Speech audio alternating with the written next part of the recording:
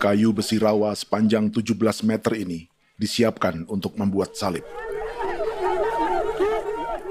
Melihat panjangnya, timbul pertanyaan, siapakah yang akan disalib? Siapapun itu, pasti sesuatu yang lebih besar dari mereka. Tapi Frankie Woro, Casimilus Awe, dan warga suku Auyu di Papua Selatan ini tak akan melukai siapapun. Mereka memakai salib ini sebagai tanda perlawanan.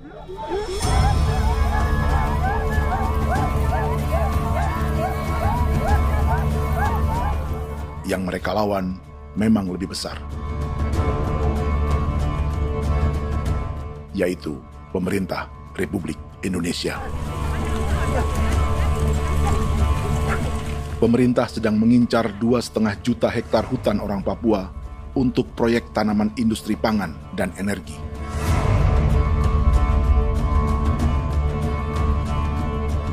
Ratusan kilometer dari salib orang-orang Auyu itu, orang Muyu sedang menyiapkan gerakannya sendiri. Tapi kali ini dalam bentuk sebuah pesta.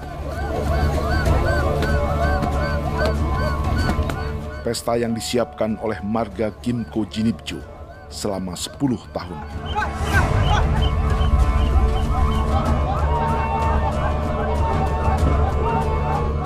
Sosok di marga ini adalah Willem Kimco, orang asli Papua yang tak punya kartu identitas kewarganegaraan manapun.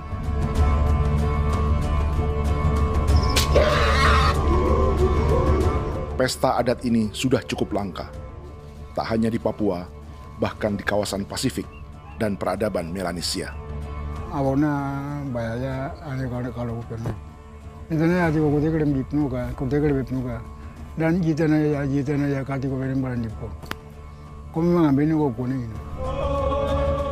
Ada gagasan dan gerakan sosial di balik pesta orang-orang Muyu ini. Sama dengan gerakan salib merah yang dimulai orang-orang Auyu. Salib ini akan menjadi yang terbesar dari 1.800 salib merah yang telah ditancapkan berbagai suku di Papua Selatan dalam 10 tahun terakhir. Ribuan salib merah yang dipadukan dengan palang adat adalah tanda larangan yang menyatukan unsur-unsur adat dan agama. Kami percaya bahwa kalau memang kami sudah tidak mampu untuk menyelesaikan persoalan ini, dalam hal ini perusahaan tidak bisa masuk, berarti kami minta bantuan kepada nenek moyang dan Tuhan. Atribut perang orang Auyu ini diukir atau dilukis, digambar di batang salib ini dengan tujuan bahwa kami larang dengan sangat keras. Jadi apabila siapapun, baik dari antara kita sendiri yang melanggar batas ataupun pihak lain yang mau mengganggu keselamatan hak tanah adat kami, maka kami siap untuk melakukan ancaman perang.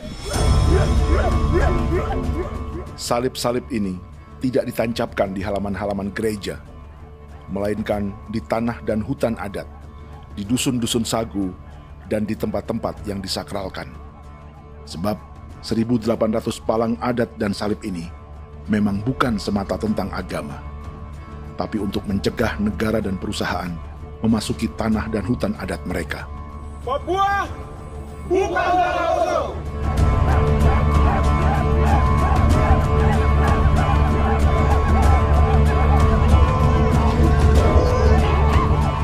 Di zaman TikTok ini, kami ingin menceritakan semua ini lewat film yang pendek.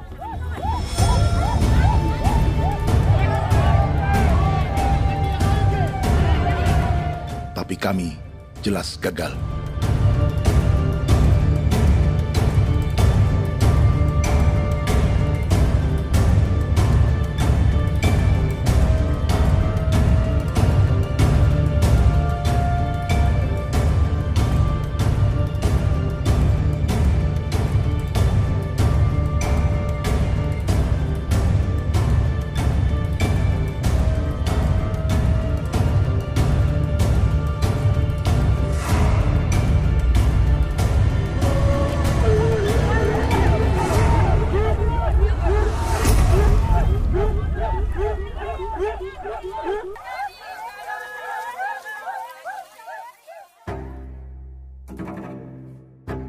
Di planet ini, ada 5 pemilik hutan hujan tropis terluas yang tersisa. Kongo di Afrika, Brazil, Peru, Bolivia, dan Indonesia.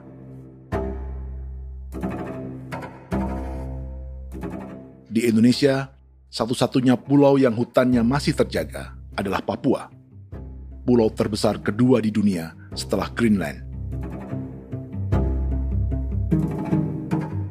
Lewat sejarah kolonialisme yang panjang, pulau ini kini dikuasai 2 negara. Bagian barat oleh Indonesia yang juga dikenal sebagai West Papua, dan bagian timur menjadi Papua Nugini. Dan tepat di perbatasan ini, di bagian Indonesia, sedang terjadi proyek pemusnahan hutan terbesar di dunia.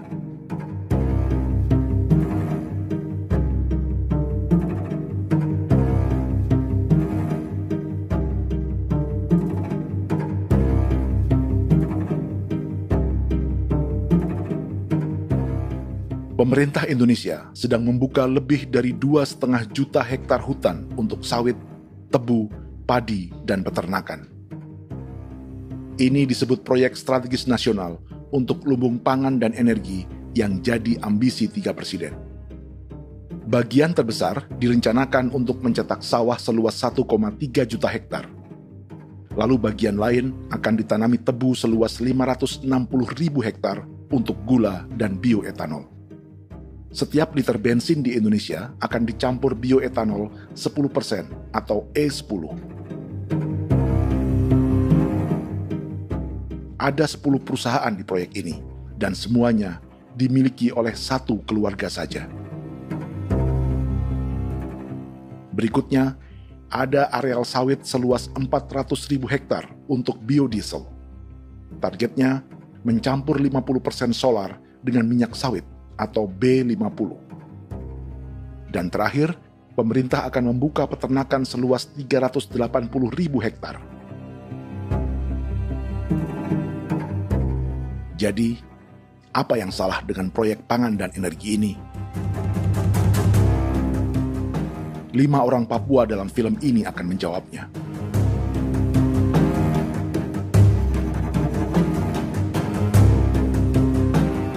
Yang pertama adalah Yasinta Moiwen dari suku Marin.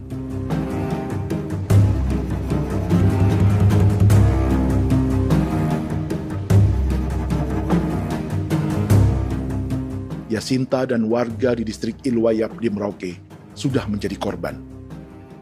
Hutan dan rawa sebagai sumber pangan dan ekonominya telah dihancurkan. Jalan sepanjang 135 km sedang dibuat, dan di kiri kanannya akan dicetak 1 juta hektar sawah. Mereka sulit menolak atau melawan. Salib sudah digeser, masih datang lagi dengan senjatanya mereka nih. Karena proyek ini juga dijaga tentara. Macam-macam senjatanya.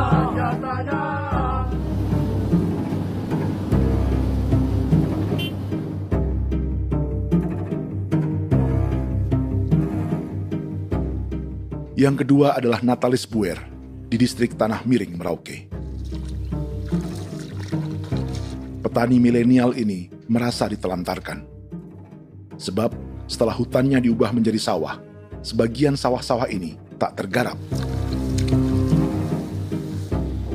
Orang asli Papua seperti Natalis tak punya modal untuk benih, pupuk, perawatan, hingga ongkos panen.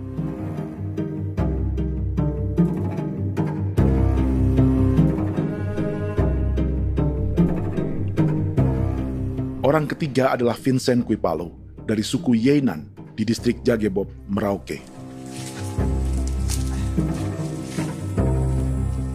Vincent dan suku Ye sedang menjadi korban.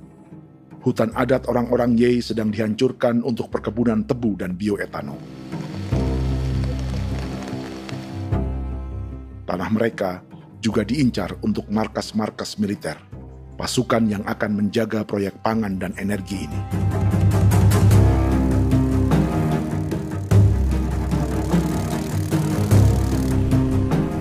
Yang keempat adalah Frankie Woro dari suku Auyu di distrik Fofi, Kabupaten Bovendigul. Hutan dan tanah mereka terancam perluasan perkebunan sawit untuk campuran biodiesel atau B50. Orang-orang dari suku Auyu ini adalah calon korban. Merekalah salah satu pelopor gerakan Palang Adat dan Salib Merah.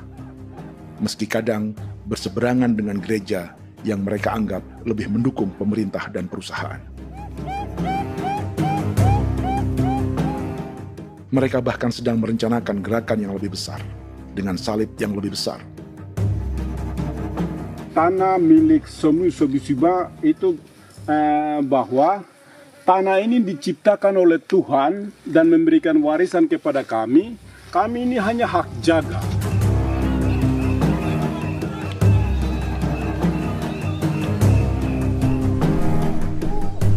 Sosok kelima adalah Willem Kimco dari suku Muyu di Bovendigul. Tokoh adat dari Muyu ini hidup di garis belakang proyek negara, sehingga belum menjadi korban. Tapi mereka sedang bersiap menghadapi segala kemungkinan. Tinggal di belantara dan perbatasan membuat sebagian mereka tak punya status kewarganegaraan. Tapi mereka telah hidup jauh sebelum ada Indonesia atau Papua Nugini.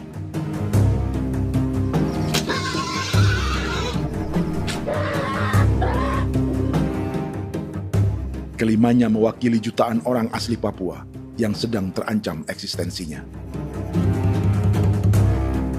Jika kita merasa kepunahan peradaban Neanderthal di Eropa, Aztec dan Inca di Amerika, atau aborigin di Australia adalah sejarah masa lalu, film ini menceritakan bagaimana pemusnahan sebuah bangsa dan kepunahan sebuah peradaban sedang terjadi di masa hidup kita.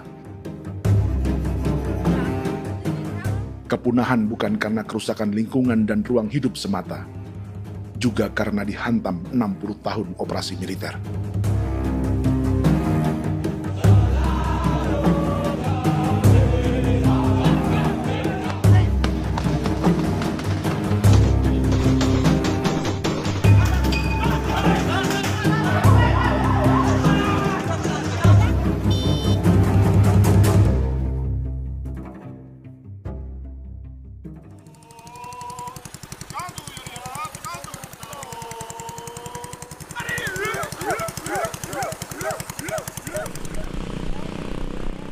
Frankie Woro dan orang-orang Auyu sedang berburu. Tapi lokasi perburuan mereka mulai dikuasai perusahaan perkebunan sawit.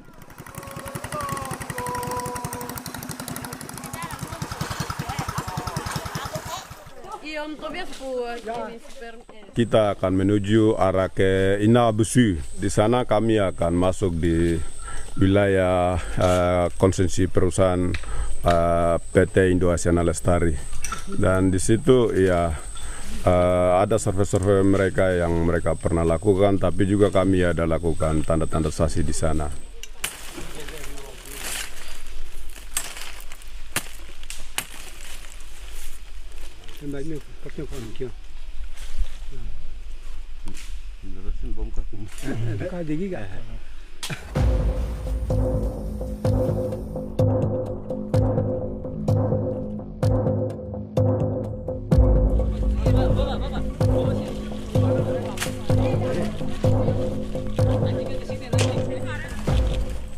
Dapat dengan yang induknya, tapi karena induknya dia lari dan terlambat kerja, akhirnya yang bisa kita dapat dia punya anak ini saja.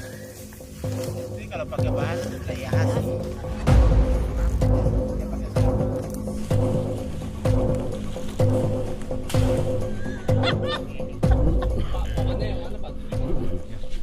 Pohon ini pohon bitanggur, dia punya kayu ini kita biasa gunakan untuk kerja perahu, dan juga kulit depu getanya itu kita pakai untuk kerja ini, panah-panah ini lem, jadikan lem ini, panah-panah. Hutan ini adalah supermarket bagi suku Auyu. Juga lumbung pangan atau bank untuk menyimpan deposito kekayaan alam. Hutan juga tempat yang penuh dengan sejarah suku, situs budaya, dan tempat-tempat sakral. Inilah yang sedang mereka pertahankan dari incaran pemerintah dan perusahaan. Untuk semua alasan ini, mereka menancapkan ribuan salib merah.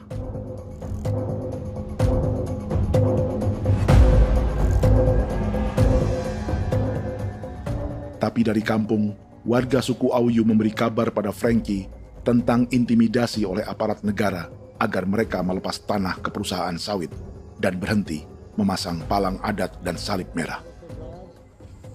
Ada beberapa titik yang saya sudah siap, tetapi di sini emergensi dari saya, terutama di kampung Sokanggon, PT Damai Timber. Dia mengganggu saya dengan menggunakan kekerasan maupun pihak hukum. Dan kemarin saya ada pernyataan penolakan secara resmi, tapi masih tetap dalam menggunakan pihak hukum untuk masuk, untuk harus dituntut saya untuk harus diterima perusahaan itu.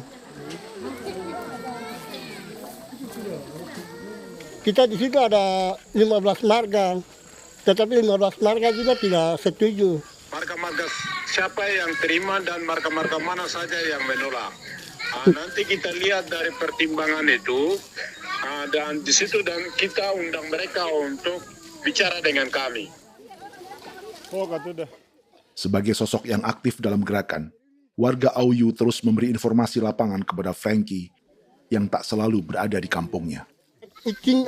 Pernyataan yang mereka paksa saya untuk tanda tangan itu, tapi sementara saya tidak tanda tangan. Data semua ada di tangan saya. Ya. Baik, kalau gitu itu lebih bagus karena tanda tangan itu yang berbahaya. Iya. Tanda tangan itu yang lebih berbahaya karena sekarang ini modern dan canggih, dan itu yang mereka biasa pakai untuk tipu muslihat. Mereka biasa pakai itu di tanda tangan itu. Betul. Dari Bambisa juga di Sofia dia masuk untuk memaksakan kami marga untuk harus menerima perusahaan itu. Tapi kemarin kami sudah menolak. Babinsa nama Bosco. Babinsa di sini nama Bosco. Itu yang sekarang strategi militer yang sekarang mereka pakai. Jadi yang penting masyarakat itu yang benar-benar mau menolak siap dukung ketua marga siapa yang nanti tampil. Ini adalah peta konsesi sawit untuk biodiesel dalam proyek strategis nasional. Dan di distrik Fofi inilah orang-orang Auyu hidup dari sungai dan hutan. Tapi Frankie di Bovendigul masih lebih beruntung.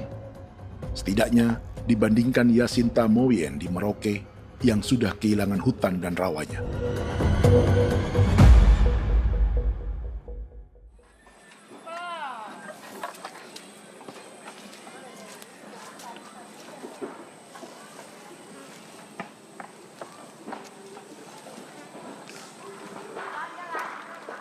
Yasinta dari suku Marin adalah petani sayur di kampung Wanam, distrik Ilwayap, Merauke. Memanfaatkan lahan yang ada, ia berkebun dan menjual hasilnya ke pasar kampung. Ini ekonomi warga di Wanam untuk menghasilkan uang, lalu memberi barang kebutuhan yang tak bisa mereka produksi sendiri. Tapi kehidupan sebenarnya ditopang oleh ekosistem hutan dan rawa. Inilah sumber pangan utama dan peradaban mereka.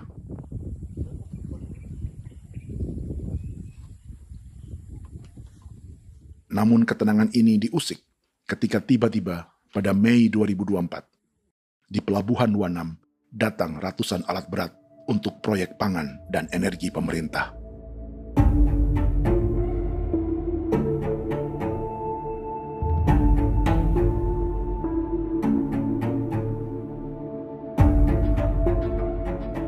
Kami masyarakat setempat kami tidak tahu.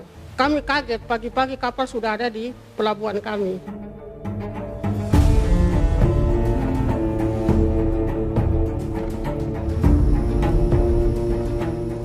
Yasinta Mowien atau Enrika Gebze dan warga lainnya tak pernah diajak bicara atau dimintai pendapat. Seakan-akan Papua adalah tanah kosong. Kita suka kaget yang dong bawa turun alat berat dong bawa turun, kita kaget masyarakat. Dorang subongkar itu kayu-kayu.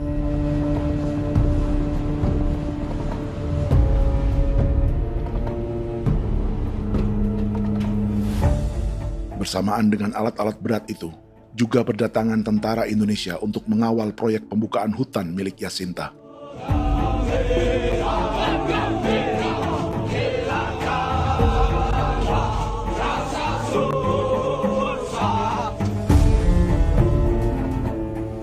Ribu alat berat didatangkan dari Cina ke Papua oleh perusahaan bernama John Lin Group sebagai kontraktor pemerintah. Ini disebut sebagai pesanan eskavator terbesar di dunia dengan nilai 4 triliun rupiah. Misinya membuka hutan dan rawa milik orang Marin, salah satunya untuk membangun jalan sepanjang 135 km. Sementara di kiri kanannya akan dicetak sawah yang ditargetkan seluas 1,3 juta hektar. Jalan berupa garis lurus ini bukan rute tradisional ekonomi masyarakat. Jalan ini akan menghubungkan kawasan perkebunan sawit dan tebu di sebelah timur, juga untuk mobilisasi pasukan militer. John Lin Group adalah perusahaan yang dimiliki Andi Samsudin Arsyad atau yang dikenal dengan Haji Isam. Sebagian orang mengenalnya sebagai pengusaha yang hobi balapan mobil.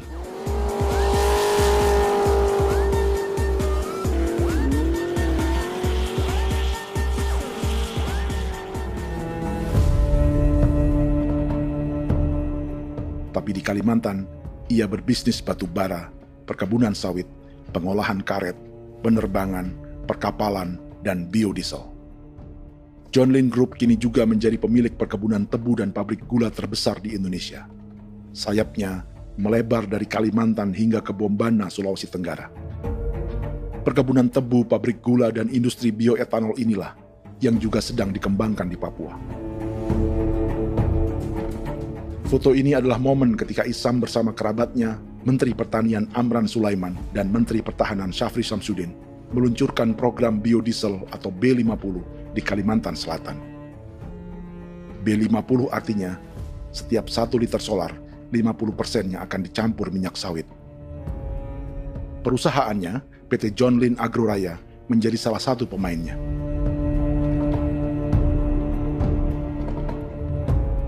Sepanjang tahun 2025, saham PT John Lin Agroraya pernah naik hingga 700%.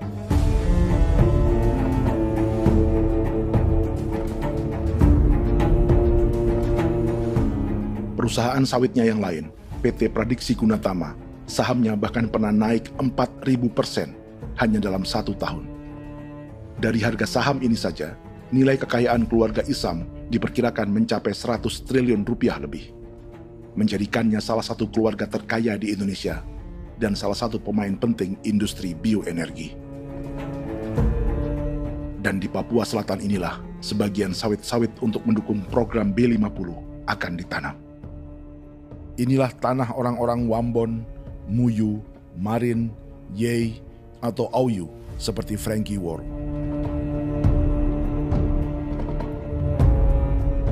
Haji Isam pernah menjadi tim kampanye nasional Presiden Joko Widodo dalam pemilu 2019 saat melawan Prabowo.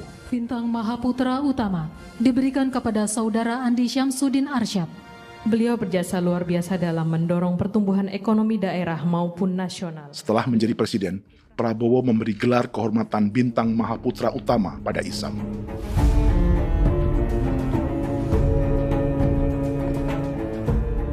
Sejumlah menteri Prabowo, juga kerabat dan orang-orang yang pernah bekerja di perusahaan Isam.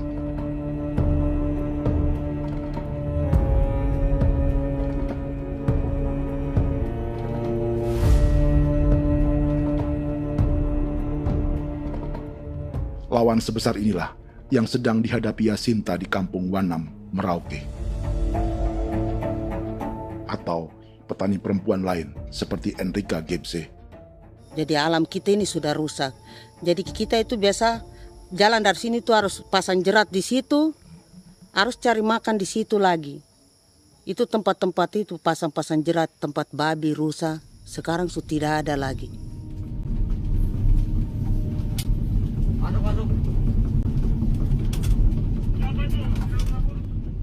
Rekaman ini memberi gambaran bagaimana Kasuari kehilangan rumah di bekas hutan dan rawa yang telah dibabat.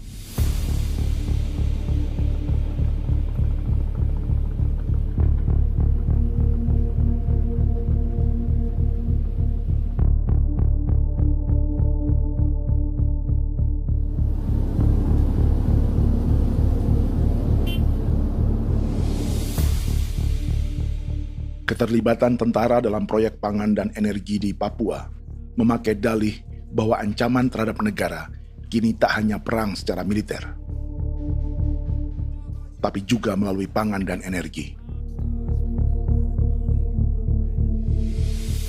Kementerian Pertahanan pun terlibat karena proyek ini dianggap operasi militer selain perang. Jadi tugas kamu adalah menjaga sumber cadangan pangan nasional. Macam-macam senjatanya, Proyek ini menambah panjang alasan mempertahankan kehadiran tentara di Papua dalam 60 tahun terakhir. Saat ini, jumlah tentara Indonesia di Papua mencapai 56.000 personel, atau ada 1 tentara untuk setiap 100 orang Papua. Bandingkan dengan rata-rata nasional, di mana hanya ada 1 tentara untuk 696 penduduk Indonesia. Itu belum termasuk polisi. Artinya, 1 orang Papua dijaga lebih banyak senjata dari rata-rata penduduk Indonesia. Tanah dan hutan diambil secara sepihak untuk kepentingan pembangunan batalion dan bandar antariksa. Ini bentuk perampasan masyarakat. Penolakan kehadiran markas-markas militer terjadi di sejumlah tempat di Papua. Tak hanya karena trauma dan ketakutan, juga karena mengambil tanah-tanah adat.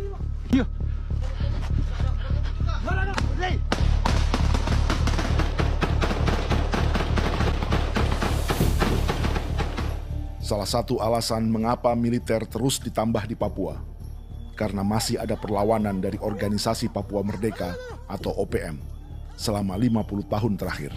Tembak! Ayo! Tapi kekuatan militer OPM diperkirakan hanya 1.430 personel dan 360 pucuk senjata. Selebihnya, mereka menggunakan senjata tradisional.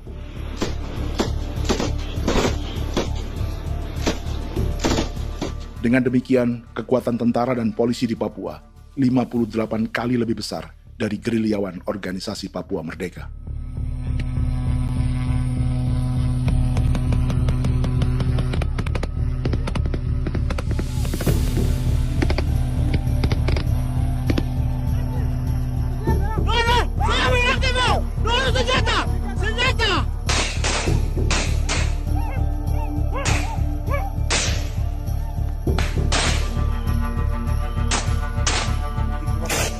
Sebagian tentara berada di garis depan pertempuran, tapi sebagian besar lainnya terlibat operasi non-tempur menjaga proyek pemerintah dan investor swasta. Seperti Batalion Infanteri Teritorial Pembangunan di distrik Jagebob, Merauke ini. Lokasinya bersebelahan dengan konsesi lahan tebu untuk gula dan bioetanol milik PT Murni Nusantara Mandiri. Baik perusahaan maupun markas militer, keduanya mengambil hutan milik suku Ye dari marga Kuipalo. Tapi orang datang tanam ini saja di sini, tanam papan nama ini. Victor Kuipalo menunjukkan apa yang terjadi. Jadi kita juga kaget ini. Nah, kalau ini papan nama ini memang ini papan nama ditanam tapi bukan haknya mereka yang ini. Ini hak kami di sini, hak dusun kami, marga Kuipalo yang punya hak dusun ini. Setelah memasang patok, alat berat mulai bekerja untuk membangun markas militer di tanah orang Ye.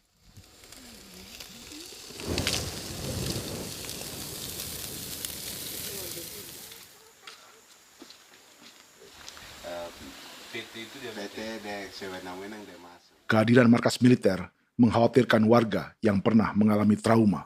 Takut kenapa? Kalau macam yang awal macam sekarang bu kampung hidup ini kan aman. Terus kenapa harus didirikan korem di sini? Bukankah dengan adanya Korem semakin aman ada tentara di sini? Kalau untuk Bukampung kayaknya tidak bisa aman kalau ada tentara, paling masyarakat dipukul itu ini. Kalau Bukampung hidup begini malah saya sejahtera dan saya punya masyarakat. Apa pernah ada pengalaman buruk sebelumnya dengan tentara di daerah sini? Ada yang cerita waktu pos-pos di sini tuh di 13, 12 itu zaman katanya Patimura. Memang kasihan. Malah kita punya orang ini yang dianiaya betul, dipukul. Disuruh kerja bakti tidak mau atau lama mencari, namanya kita pangkur sagu itu butuh waktu 1 minggu. Kalau lama begitu ya paling diseret apa pukul itu. Operasi militer Indonesia di Papua dimulai tahun 1962 lewat Operasi Trikora. Tapi perlawanan bersenjata pertama di Papua baru dilakukan tahun 1965 di Manokwari. Nanti tanggal 1 Mei jam 12.30 pemerintahan di Irian Barat mutlak akan jatuh di tangan.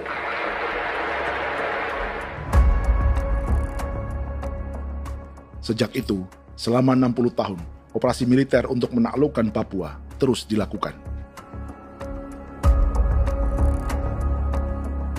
Salah satu operasi militer paling berdarah adalah Operasi Wibawa untuk memenangkan Indonesia dalam jajak pendapat tahun 1969. 643 orang tewas di Paniai. Lalu disusul 4.146 korban tewas antara tahun 1977 hingga 1978.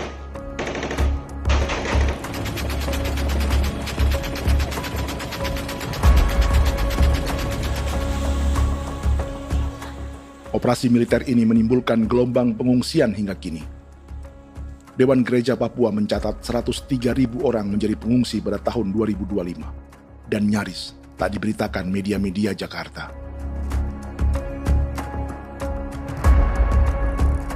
Jumlah pengungsi terbesar tercatat di Nduga yang mencapai 20.000 jiwa. Banyak di antaranya yang sedang hamil, seperti Jubiana, salah satu pengungsi Nduga. Jadi ini takarik masih kaki be muguruk berselari di namen wane kosel. Bigari me. Egirik menene nimbo mesle berselari nene. Wam darik lek perak nte oi kore bangal nuso ndak lok yo nandang me anet ndang no yat nte nanen di kue nerwa memberi wal marwa. Egirik menene rwa tri bil no semana. Ngal siak kaya berkumpul nyak masalah orena me woko suluk. Ri namen wani ko semane kuman nak wani ndemo ko ndak misri namen bre ko ko nak no semane ne.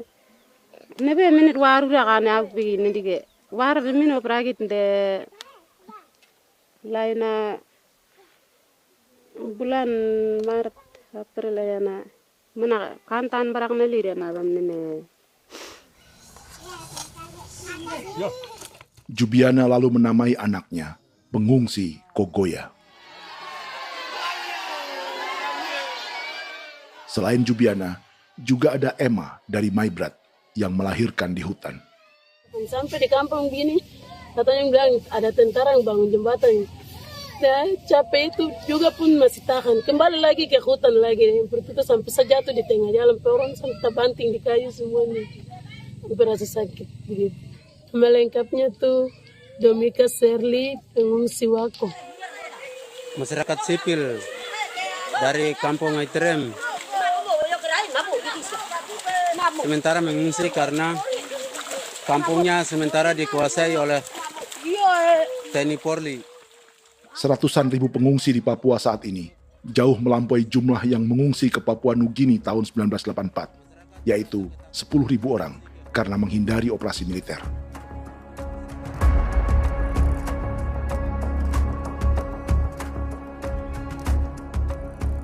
Bersamaan dengan operasi militer, eksploitasi sumber daya alam Papua juga dilakukan sejak masuknya tambang emas dan tembaga Freeport pada tahun 1967.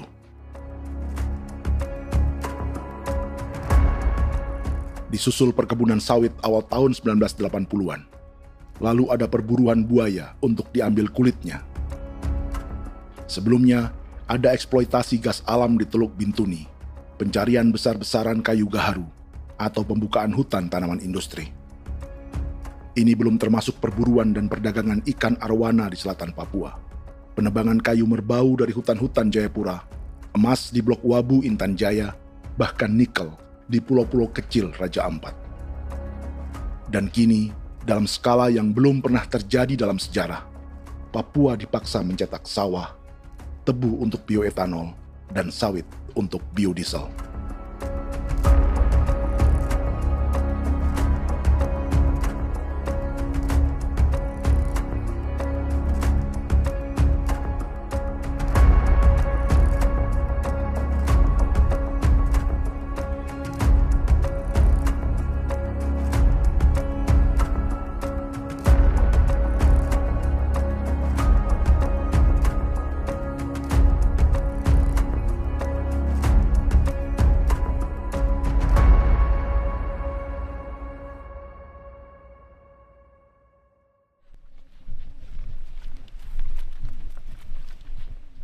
Inilah yang sedang menimpa keluarga Vincent dan Victor Kuipalo di Merauke. Hutan mereka diambil untuk markas militer dan industri perkebunan, PT Murni Nusantara Mandiri. 1 dari 10 perusahaan yang diberi konsesi untuk menanam tebu dan memproduksi gula serta bioetanol seluas 52.000 hektar.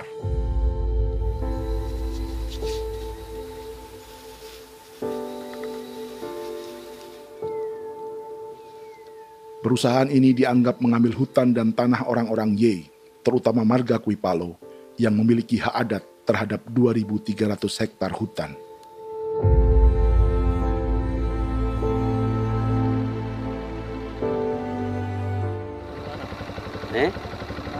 Tentara?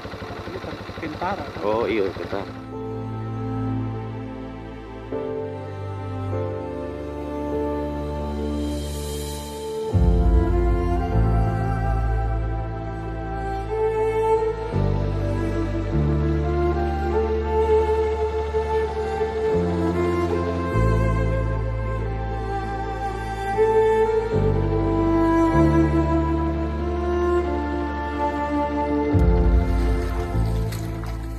Keluarga Kuipalo sedang melihat apakah perusahaan semakin mengancam tanah mereka. Dan kekhawatiran itu terbukti. Iya, makanya tadi saya bilang ini dari sini saja dekat ini sudah masuk di dalam ujung lapang ini. Ini hutan, yang ini hutan yang dorong ada bongkar sekarang ini. Ini sudah punya alat sudah dekat ini. Dekat sekali ini. Ini di sini. Nacau, kelapa itu yang jalan lama, jalan setapak ini. Dari udara, terlihat alat-alat berat semakin mendekati tanah orang-orang Ye, marga Kuipalo.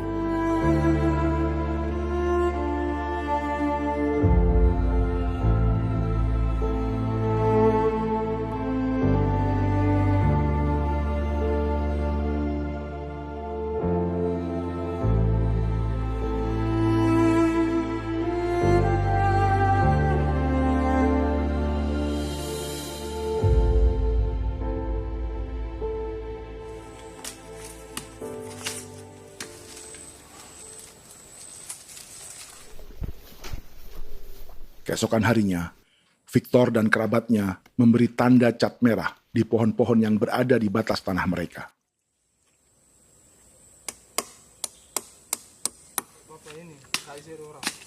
Tapi tanda peringatan adat ini tak diindahkan perusahaan.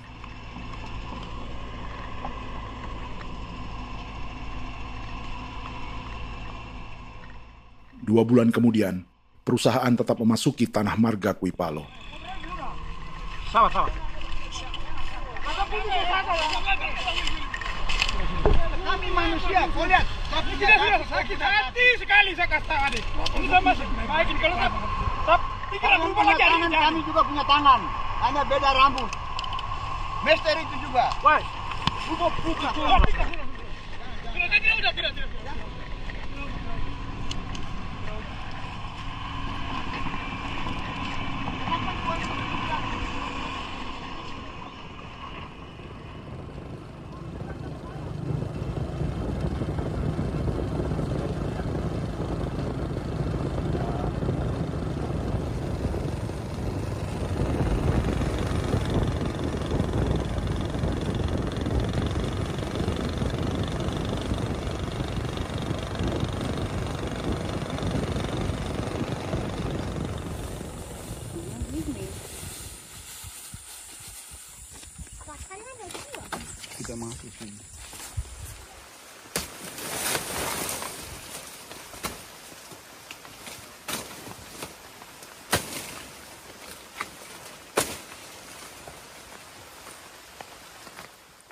Jadi ya untuk itu seperti saya katakan tadi, apakah lebih baik kita tidak usah ada kah atau bagaimana, kita pisahkan, pisahkah dari negara ini kah? Jangankan tuh, saya kemarin bicara sama Daniel, datang sama saya dengan persoalan Kodam ini. Saya bilang, Pak Daniel, kalau lebih baik saya ngungsi ke Papua Nugini. Dia bilang, aduh Bapak jangan begitu. Ya memang, kalau tidak bisa menghargai kami, lebih baik pilihan yang itu yang saya memilih. Lebih baik saya pindah dari sini. Saya mengungsi ke Papua Nugini, di negara tetangga. Masih di long. Apa?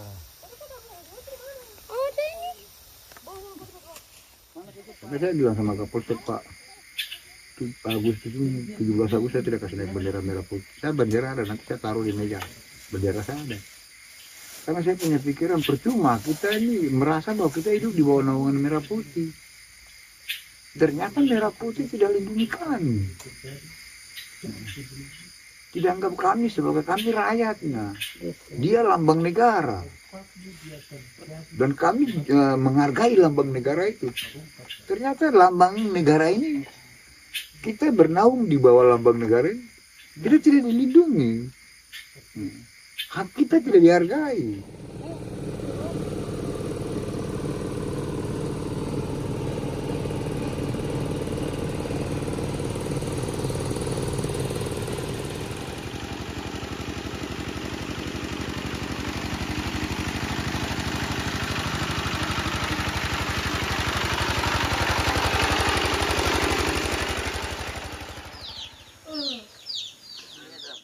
Marga Kuipalo dari suku Ye terus mendapat teror dan intimidasi agar melepas tanah mereka yang hanya dihargai Rp300.000 per hektar. Tapi mereka tidak berjualan tanah. Makanya mama itu tidak suka untuk lepas tanah. Untuk apa? Baru di dalam hutan itu ada obat-obat tradisi. Itu sudah Kalau macam ada sayur juga, kita ambil sayur yang dia tumbuh sendiri. Jadi kita ini mau kemana, kalau itu sudah digusur, ya habis. Kita ini jadi penonton.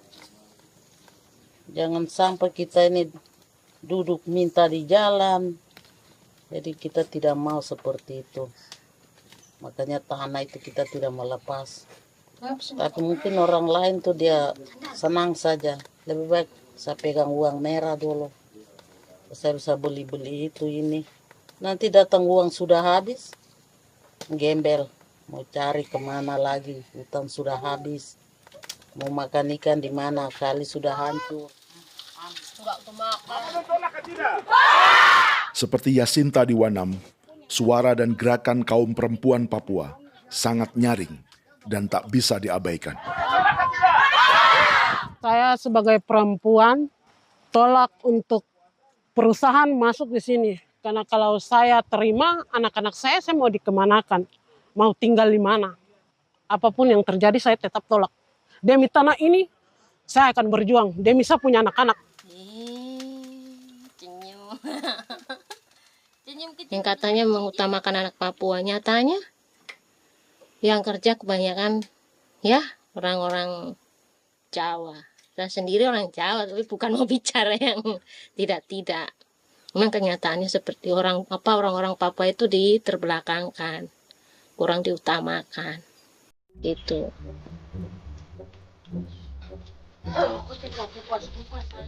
Proyek food estate seperti mencetak sawah, bukannya tak diikuti warga Papua.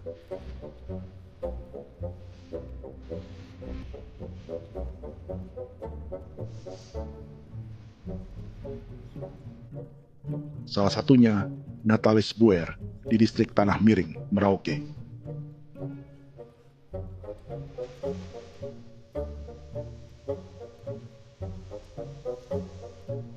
Setelah menghabisi hutan, pemerintah Indonesia mencetak sawah untuk tanaman padi karena beras mulai menjadi makanan pokok menggantikan sagu. Sebagian besar penggarapnya adalah warga transmigran yang datang sejak era 1980-an. Bahkan petani transmigran sudah ada sejak Belanda membuka proyek padi kumbe di distrik Kurik. lokasi yang sering jadi langganan pejabat Indonesia memamerkan sawah di Papua. Tapi Natalis juga ingin belajar menanam padi atau bersawah. Namun ia kesulitan karena dibutuhkan modal untuk benih, pupuk, hingga pemeliharaan dan panen. Lalu sawah-sawah ini pun mulai dikuasai pendatang.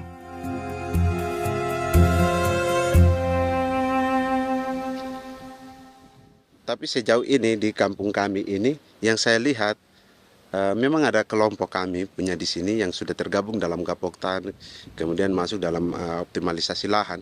Tapi baru saya anak asli yang punya lahan di sini. Mereka tidak punya. Pemerintah dalam hal ini adalah Kementerian Pertanian bersama-sama Kementerian Pertahanan yang dalam hal ini pada garis di bawahnya adalah TNI Angkatan Darat memberikan support yang maksimal kepada masyarakat khususnya di Merauke dalam rangka. Saya kemarin habis 9 juta. 9 juta ya? Iya, 9 juta karena dia sudah tidak dipakai toh. Ya. Perempuan Papua seperti Filomina juga mau bertani.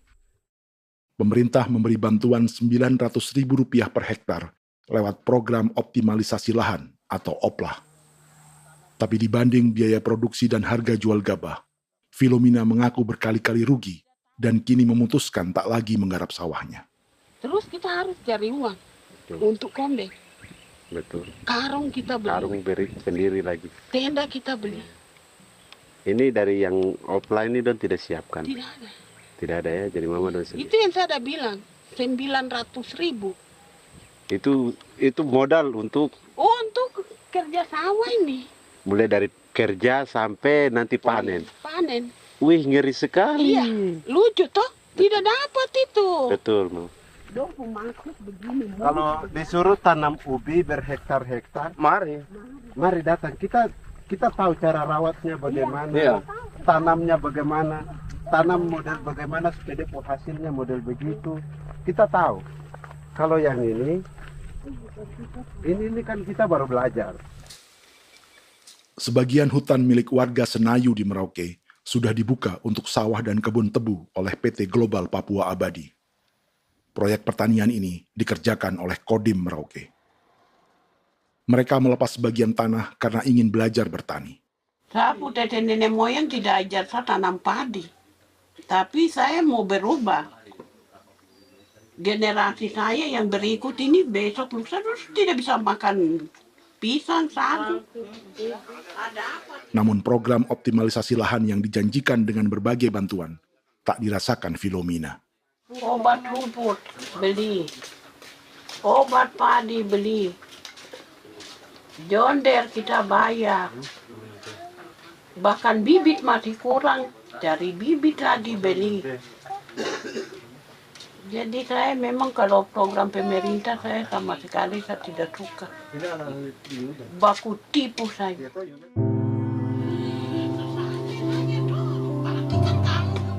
Mereka merasa ditinggalkan sendiri, jatuh bangun belajar bertani padi. Sementara sumber pangan dan air yang semula mudah didapat, kini telah berganti sawah dan kebun tebu. Dulu kita masih bisa jalan, nanti masak di kali, pakai air kali. Minum pakai air kali. Sekarang kok mau masak? Tidak ada air. Air sudah susu, mau minum tidak bisa. Sudah dengan obat. Drone semprot tebu itu saja drone. Drone yang semprot. Saya lihat di itu. Jadi kita bukan drone yang terbang di atas untuk disemprot. Dong lempar pupuk di bawah ya dia mengalir ke kali. Mengalir ke kali, ke rawa-rawa.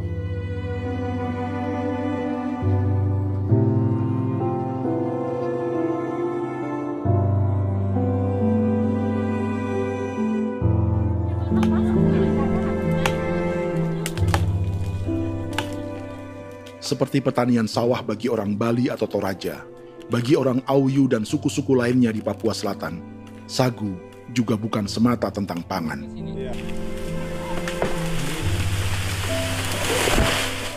Bagi orang Auyu dan Marin, sagu adalah kerabat, sosok orang tua, sosok nenek moyang yang harus dijaga dan dilindungi. Lagi bikin apa mama ini mama? Pakai tokok itu sagu.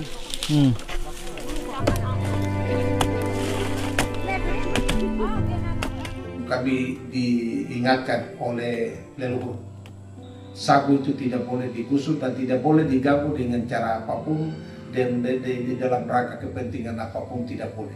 Kamu harus bela, bahkan sampai nyawa pun harus menjadi taruhan demi membela keselamatan pergerakan sagu di atas tanah.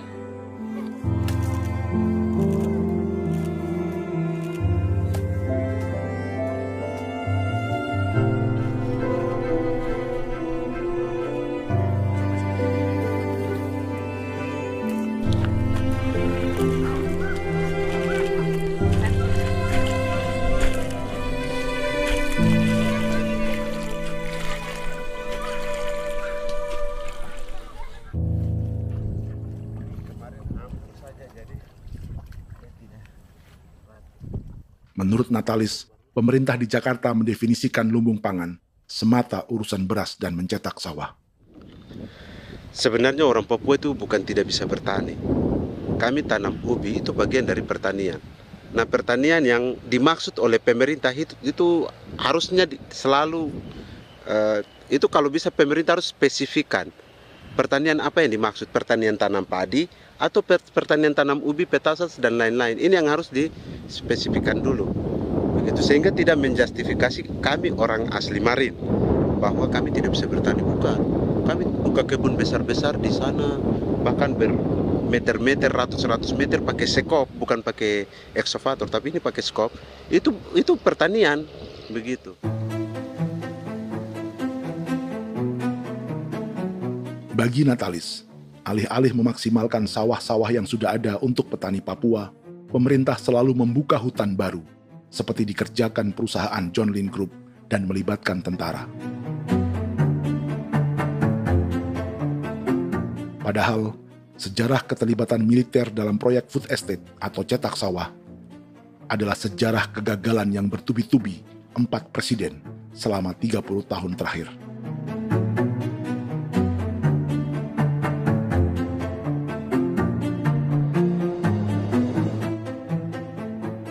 Papua bukan yang pertama menjadi proyek lumbung pangan yang melibatkan tentara. Kalimantan telah menjadi korban 30 tahun sebelumnya.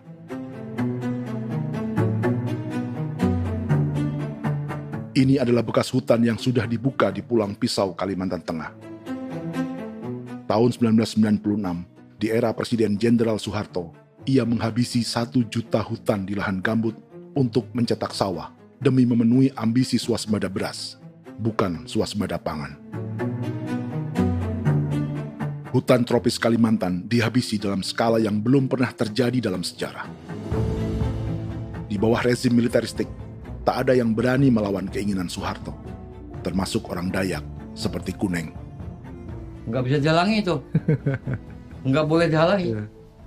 Ya kalau ada kata-kata aja menghalangi, sudah kita diseret ke kepolisian dulu. Atau bisa langsung di-PKI-kan. Iya, di-PKI-kan gitulah. Jadi kita tuh nggak berani apa-apa dulu tuh. Apa maunya aja. Misal bilangnya A. Setahun setelah pengundulan hutan skala besar itu, tahun 1997, untuk pertama kalinya Kalimantan mengalami kebakaran lahan dan kabut asap terbesar dalam sejarah.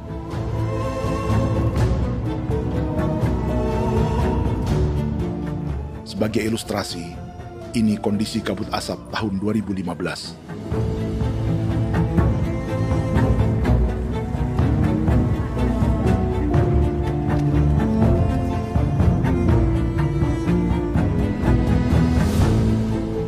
Proyek 1 juta hektar sawah Jenderal Soeharto itu gagal. Bendungan dan saluran irigasi mangkrak hingga kini. Mei 1998, rezim Soeharto tumbang, 2 tahun setelah ia menumbangkan jutaan hektar pohon di Kalimantan. Setiap tahun, lokasi ini menyumbang kebakaran dan kabut asap yang merugikan jutaan orang. Sawah yang berhasil di Kalimantan justru bukan sawah yang dibangun Jenderal Soeharto, melainkan yang dirintis para transmigran sejak era 1980-an. Sawah-sawah inilah yang ikut digarap oleh militer di era Presiden Joko Widodo.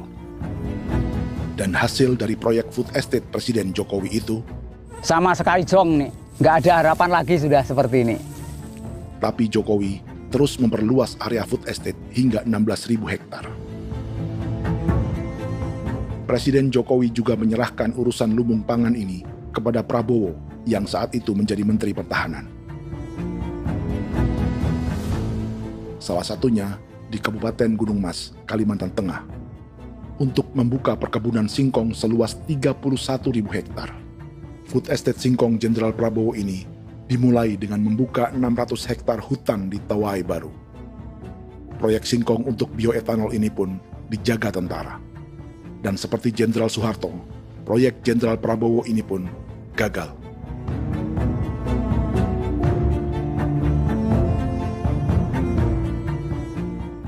Dengan reputasi ini, Joko Widodo dan Prabowo justru sedang membuka 2,5 juta hektar di Papua.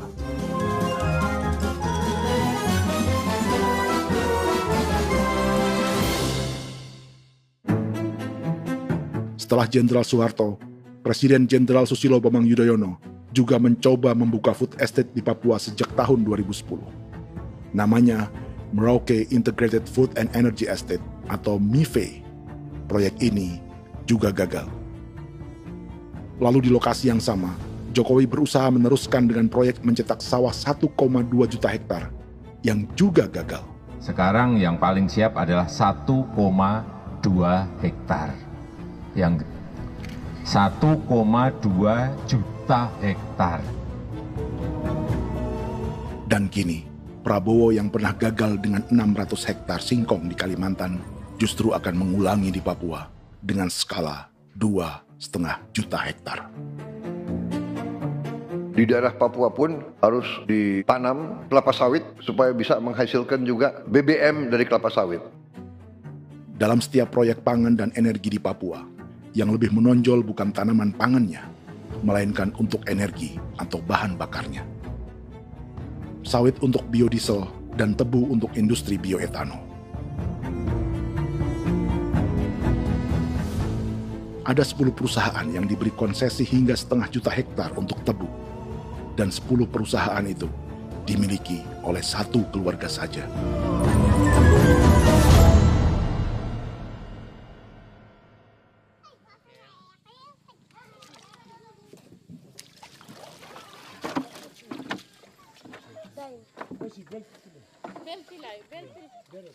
Para perempuan Auyu di Bovendigul akan berangkat memancing. Priska Beni membantu menyiapkan perahu.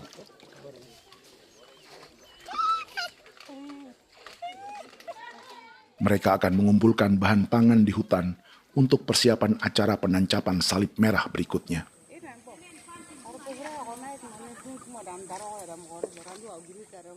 Priska sudah mengambil posisi memancing.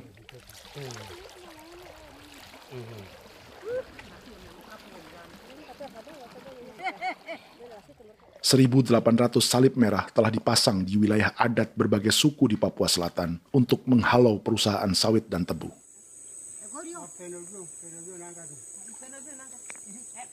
Maria Tebung yang paling muda datang membawa hasil.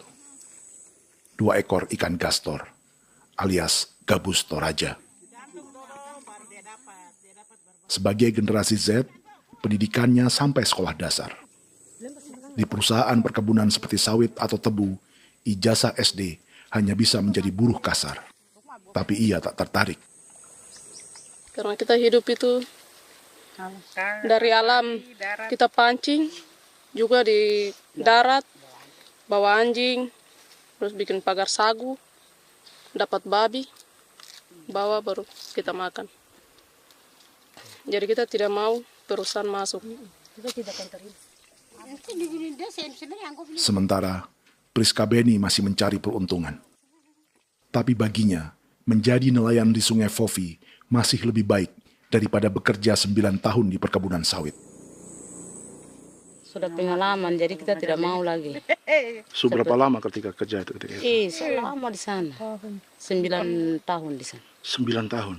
Saya baru pulang dari perusahaan. Selama 9 tahun kerja di sawit, bisa punya rumah kah? Atau Tidak. motor kah? Tidak. Johnson kah? Tidak. Cuma makan saja. Pendapatan juga kan tidak lebih. Habis dimakan.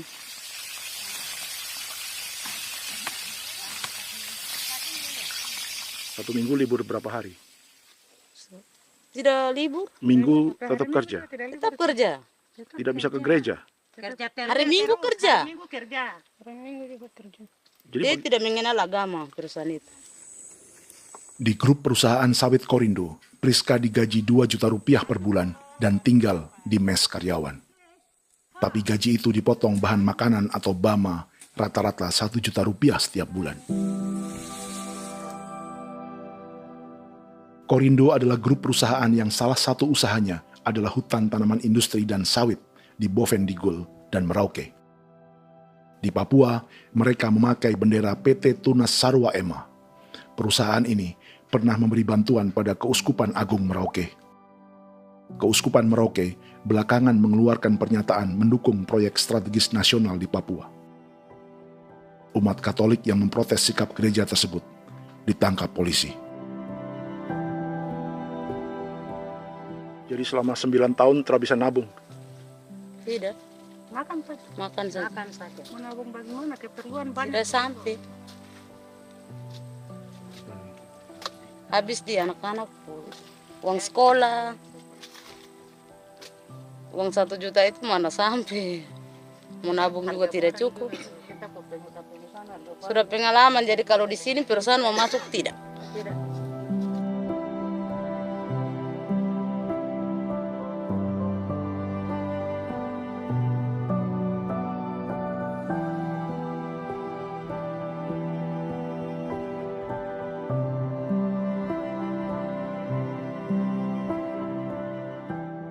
Dan menu makan siang seperti ini agaknya sulit bagi buruh sawit atau tebu yang digaji 2 juta rupiah per bulan. Generasi Z seperti Maria Tebung atau generasi milenial seperti Priska Beni punya matematika ekonominya sendiri. Sawit untuk biodiesel atau tebu untuk bioetanol tak akan ada bedanya bagi mereka.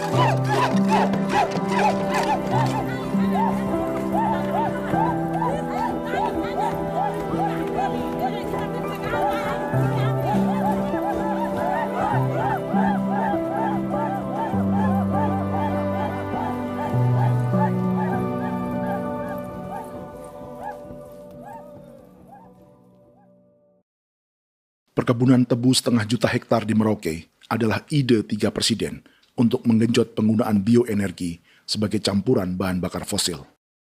Selain swasembada pangan, swasembada energi di daerah Papua pun harus ditanam kelapa sawit supaya bisa menghasilkan juga BBM dari kelapa sawit. Juga tebu menghasilkan etanol. Singkong, kasava juga untuk menghasilkan etanol.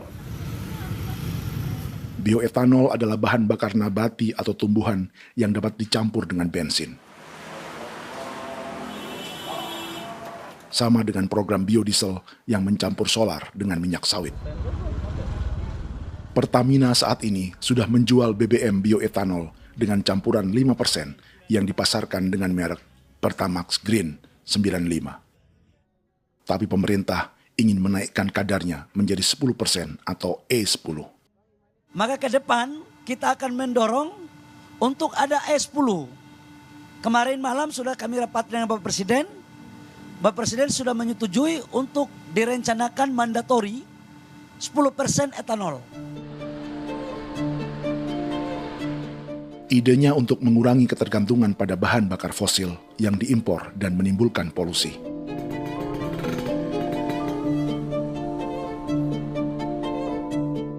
Tapi bioetanol bukannya tak mengorbankan lingkungan, hutan, rawa, dan manusia. Karena program E10 membutuhkan 7,3 miliar liter bioetanol, maka lahan yang dibuka untuk menanam tebu bisa mencapai 1,3 juta hektar.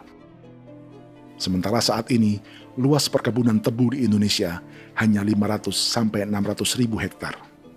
Artinya, butuh lahan baru hingga 800 ribu hektar untuk menanam tebu. Dan 500 ribu hektar diantaranya sedang dibuka di Papua. Hutan yang tadinya untuk menumbuhkan pangan, berubah jadi tanaman untuk bahan bakar di jalanan. Kecepatan pulihnya hutan beradu dengan jumlah dan kecepatan kendaraan di jalanan.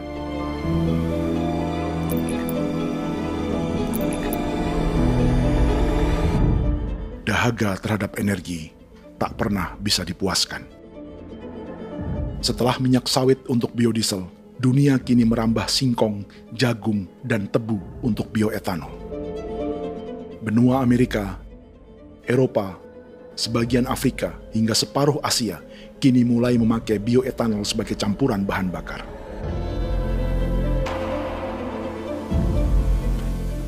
Selain perebutan lahan, masa depan dunia juga dibayangi semakin mahalnya harga pangan karena persaingan antara perut manusia dengan tangki kendaraan.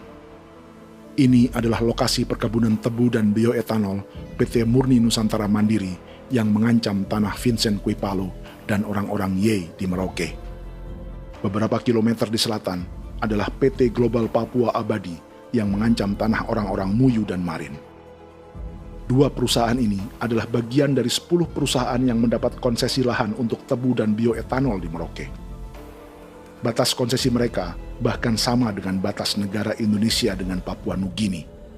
Salah satu ciri bahwa peta konsesi ini dibuat di Jakarta dari atas meja. Sama seperti kolonial Inggris dan Belanda ketika mereka membagi Pulau Papua dengan garis lurus pada abad 19. Seakan Papua adalah tanah kosong. Bedanya, meski peta konsesi ini mengatur batas 10 perusahaan, tapi perusahaan-perusahaan ini sebenarnya dimiliki oleh satu keluarga saja. Ini nama 9 dari 10 perusahaan tebu dan bioetanol di Merauke, Papua. 99% saham mereka dimiliki sebuah perusahaan bernama PT Merauke Nusantara Manis. Sementara 1% sisanya dimiliki PT Merauke Gula Mandiri. Tapi saham kedua perusahaan ini dimiliki PT Merauke Sugar Group. Dan perusahaan ini, 90% sahamnya dimiliki pengusaha bernama Angelia Bonaventure Sudirman, serta perusahaan bernama Zico Trust dan Resource Harvest. Lalu 10% lainnya dikuasai PT Papua Energi Abadi, yang pemiliknya adalah Dudi Christian dan Angel Madeline. Sekarang, mari kita lihat siapa mereka. Angelia Sudirman adalah keponakan dari salah satu konglomerat sawit Indonesia, Martias Fangiono. 9 perusahaan di Papua ini berada di bawah bendera Merauke Sugar Group.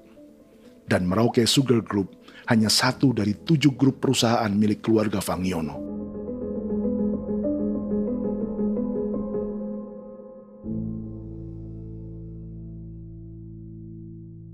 Ini Martias Fangiono.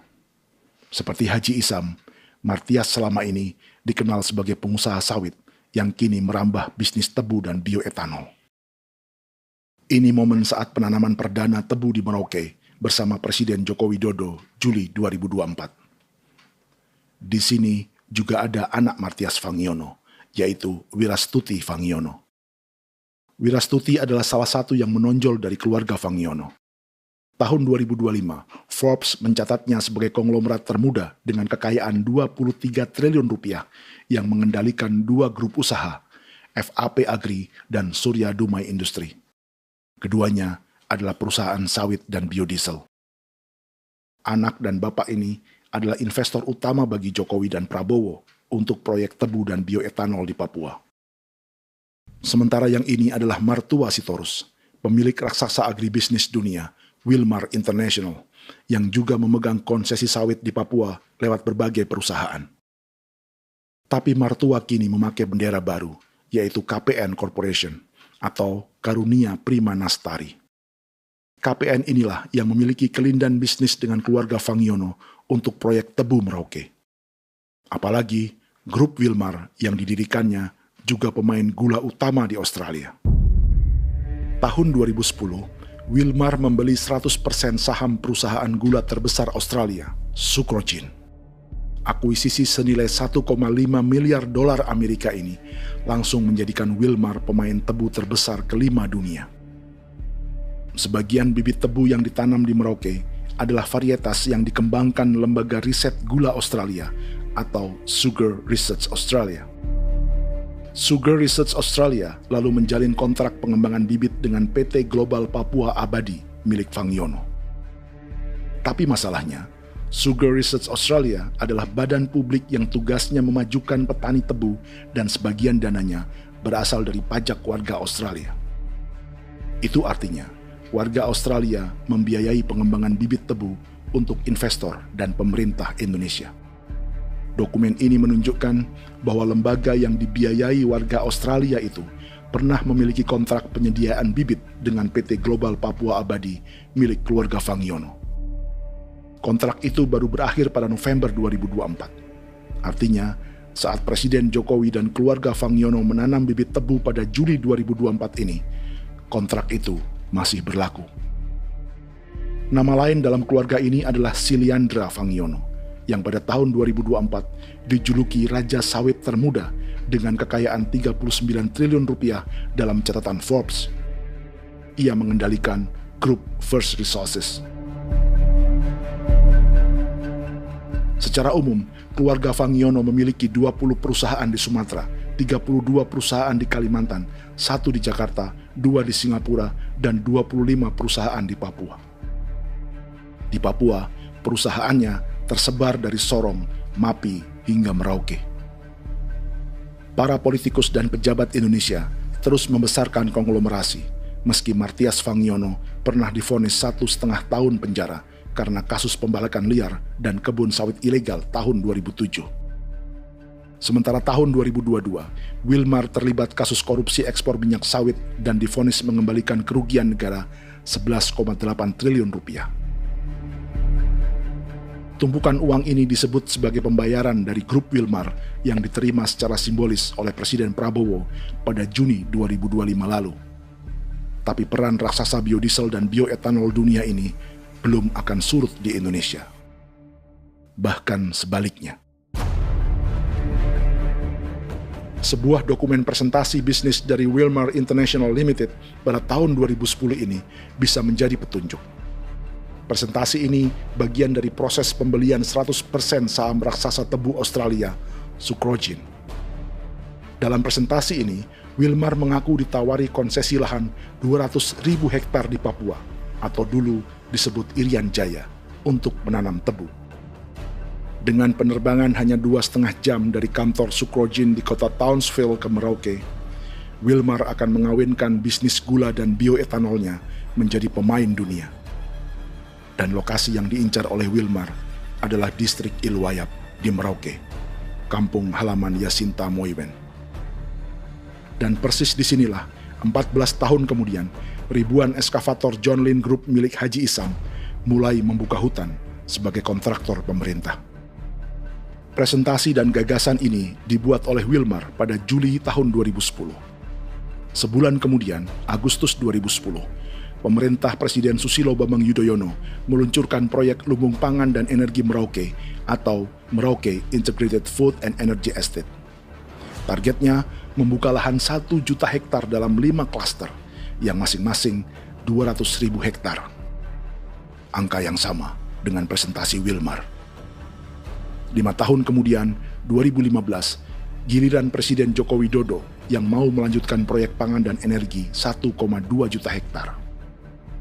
Menjelang pensiun sebagai presiden, Jokowi kembali menggencarkan proyek ini dan melibatkan Prabowo sebagai Menteri Pertahanan. Jokowi lalu mendukung Prabowo sebagai presiden berpasangan dengan anaknya, Gibran Rakabuming Raka sebagai wakil presiden. Kini, setelah menjadi presiden, giliran Prabowo yang melanjutkan proyek bioetanol dan biodiesel dengan memobilisasi militer dan melibatkan pejabat-pejabat yang juga para elit partai koalisinya.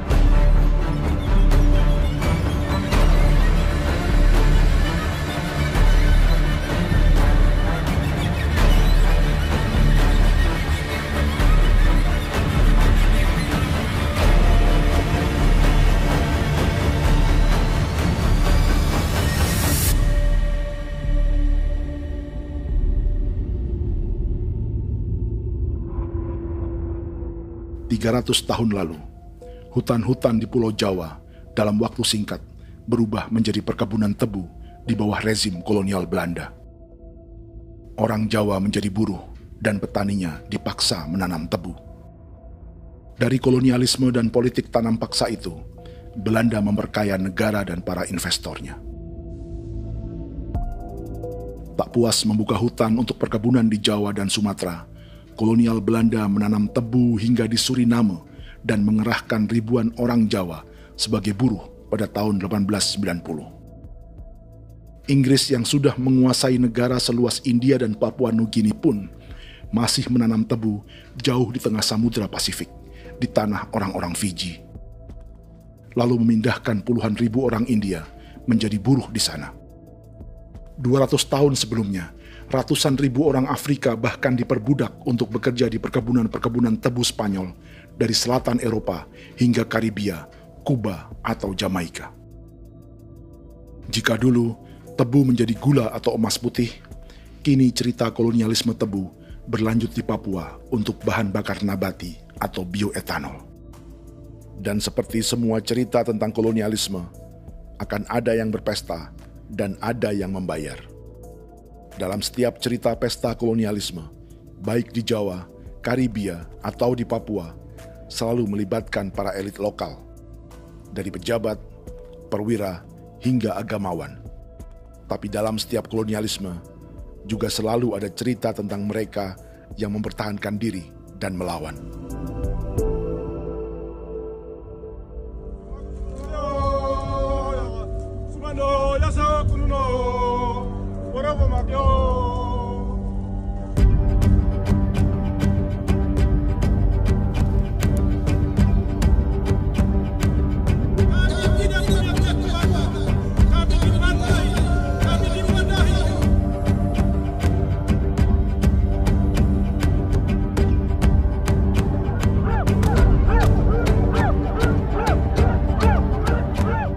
Dalam sejarah Gereja Katolik banyak pemimpin-pemimpin yang adalah tanda petik itu adalah Judas-Judas juga.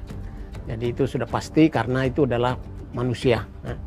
Satu sisi sebagai manusia dalam perjalanan digoda, apalagi ada dalam posisi-posisi jabatan, ya mungkin banyak tawaran-tawaran lain, lalu disitulah terjadi pergeseran keberpihakannya kepada misi gereja tadi itu untuk umat, untuk mereka yang tertindas. Orang kirim eksavator, orang kirim tentara, orang kirim polisi. Pukul kami bukan pencuri, kami tidak pernah mencuri orang barang. Kami tidak pernah menangis ke orang lain. Kami tidak pernah menangis ke kita bapak mama, kami menangis kepadamu. Tuhan kami lemah. Aku tidak tahu. Di hijau Cikuya, orang lain datang ke bangsa kami, ke wilayah kami untuk kasih habis kami.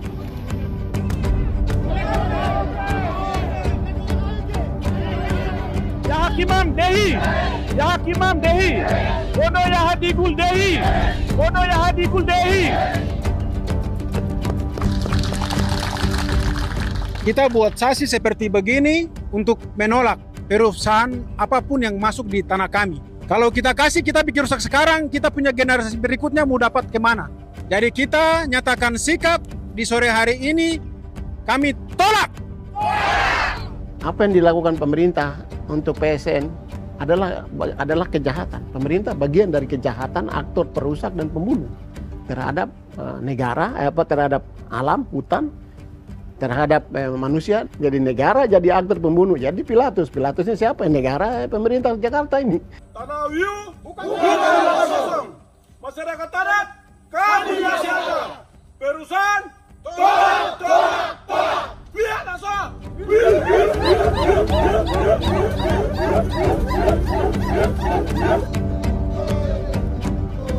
Jika tanah adat dan hutan adat hilang, kami mau hidup di mana? Maka di sini saya mau bilang, negara jangan tipu-tipu kami lagi.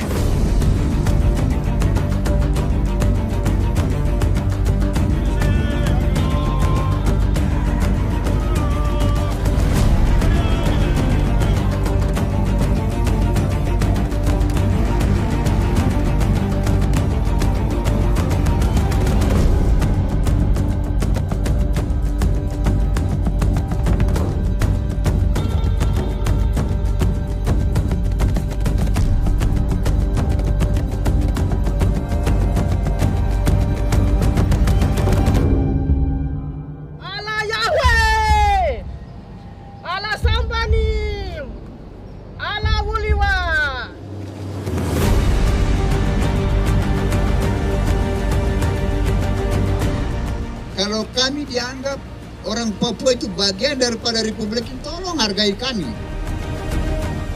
Dengan adanya PSN, PT John Hindrook yang sudah menerobos tanah kami dan hutan kami, merusak alam kami. Itu yang kami datang ke Jakarta jauh-jauh dari Papua. Kami mau bersuara kepada Bapak Presiden Prabowo Subianto, di mana keadilan untuk masyarakat Papua. Tolong lihat masyarakat Papua yang sudah mati. Kami bersepakat menyatakan, 1. Gereja-gereja di Indonesia mendukung masyarakat adat yang menolak proyek strategis nasional di tanah Papua. 2. Gereja-gereja di Indonesia menolak militerisme dan otoritarianisme di Indonesia.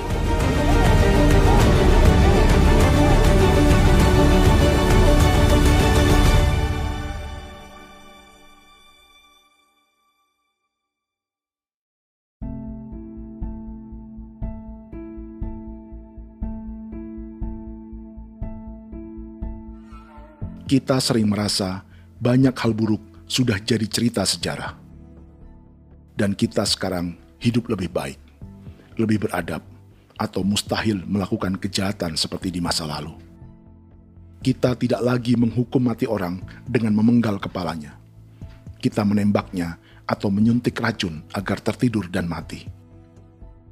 Tapi ada hal-hal yang tak berubah. Salah satu pembantaian yang kuat di ingatan kita adalah kejahatan Nazi atau genosida di Rwanda. Padahal pembantaian juga sedang terjadi di masa kita, seperti di Gaza, Palestina. Penghancuran sebuah peradaban seperti Indian di Amerika atau aborigin di Australia juga kita anggap masa lalu.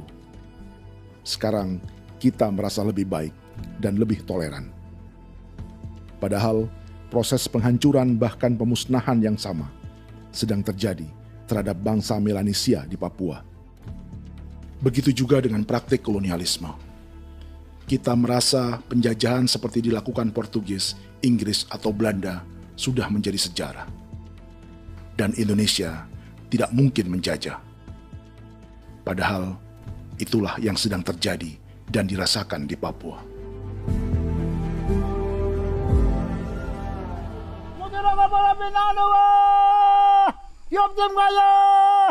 Kawatang Maya, Upaka Maya, anak dia mana namanya?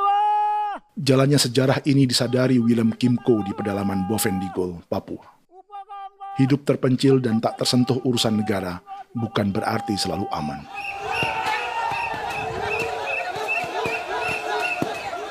Untuk sampai di tempat ini, orang-orang Muyu menempuh 2 hari berjalan kaki mengarungi hutan, lembah, dan sungai. Termasuk mereka yang datang dari perbatasan Papua Nugini. Mereka berkumpul untuk memenuhi undangan pesta adat yang disebut Awon Atatbon atau Pesta Babi. Yang mengundang adalah marga Kimco Jinipjo. Yang dituakan di marga ini adalah Willem Kimco. Ia tak punya kartu tanda penduduk dan kewarganegaraan manapun, baik Indonesia atau Papua Nugini. Tahun 1984, 10.000 orang Papua, terutama suku Muyu, mengungsi ke Papua Nugini untuk menghindari operasi militer Indonesia, termasuk Willem Kimco.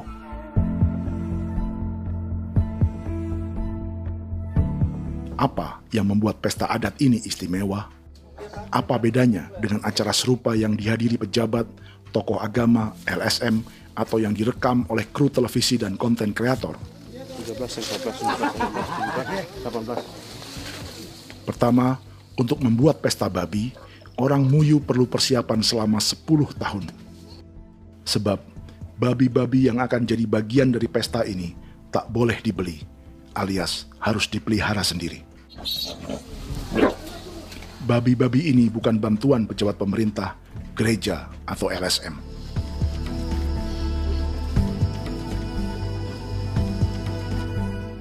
Yang kedua, babi-babi ini tidak dipelihara di kandang. Jadi punya nama babi ini kah? Harimau. Harimau? Harimau. Dia kulit dengan ini. Bulu di harimau, macam harimau begitu yang kasih nama harimau. Setelah diberi nama, mereka dilepas liarkan di hutan sejak kecil. 10 tahun kemudian, jika tiba saatnya pesta, para pemburu akan mencari mereka di dalam 479 hektar hutan milik marga Kimco. Suku atau marga lain tak akan mencurinya di hutan, karena mereka sudah punya babi dan wilayah masing-masing. Itu artinya, mereka harus tetap menjaga dan mempertahankan hutannya, agar babi-babi bisa hidup. Demikian juga dengan lahan pangan mereka, yang menumbuhkan sagu, keladi, atau aneka sayuran.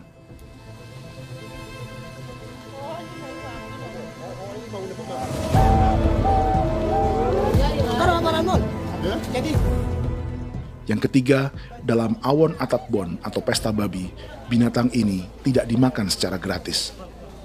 Setiap marga atau klan dalam suku Muyu akan membayar jerih payah tuan rumah menjaga hutan dan memelihara babi.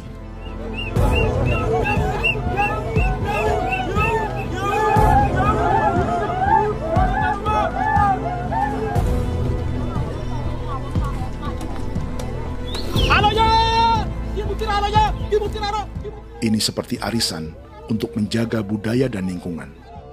Bagian dari budaya dan ekonomi timbal balik yang ditandai dengan siklus memberi dan menerima.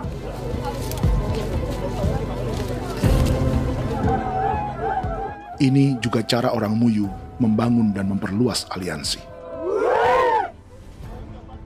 Awon bet begul bet, ulan yau kando bet, asat bet anani, asat bet yang liga anani, oh, ado amten anani, menin itu nih ya ke, kepo kemo kau di mana?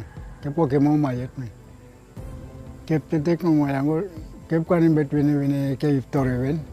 Nih wen nih tanah ya kadek nih. Oke, kepo nanti kutu kamu kepo kepasak kutu orang. Kon keneman gini wan. Koko kati bolon ya bengko. Koko kuning bolon ya. Jika Willem Kimco dan marganya bisa menjaga hutan dan wilayahnya, marga lain ikut diuntungkan sebagai sebuah ekosistem. Demikian juga sebaliknya. Alasan keempat, mengapa pesta babi ini memiliki tempat khusus dalam peradaban orang Muyu, karena Willem Kimco khawatir peradaban mereka akan punah, menyusul ancaman terhadap ekosistem dan hutan. Setiap marga atau klan harus mengkonsolidasi diri dan membangun aliansi.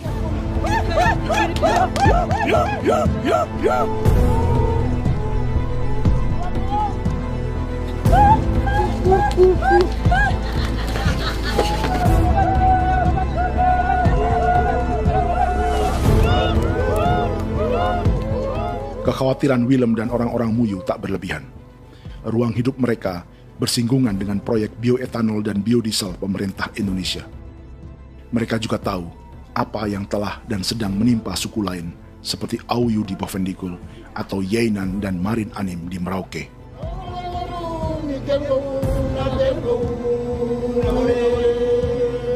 Jika suku-suku lain menggunakan palang adat dan salib merah sebagai gerakan perlawanan, orang-orang Muyu memakai pesta babi untuk mempersiapkan diri dan konsolidasi. Sebab, berbeda dengan saat mengungsi tahun 1984, kali ini yang datang ke tanah orang-orang Muyu tak hanya tentara, juga alat-alat berat bersama para pebisnis pangan dan energi. Mau ke Manu, mau datang.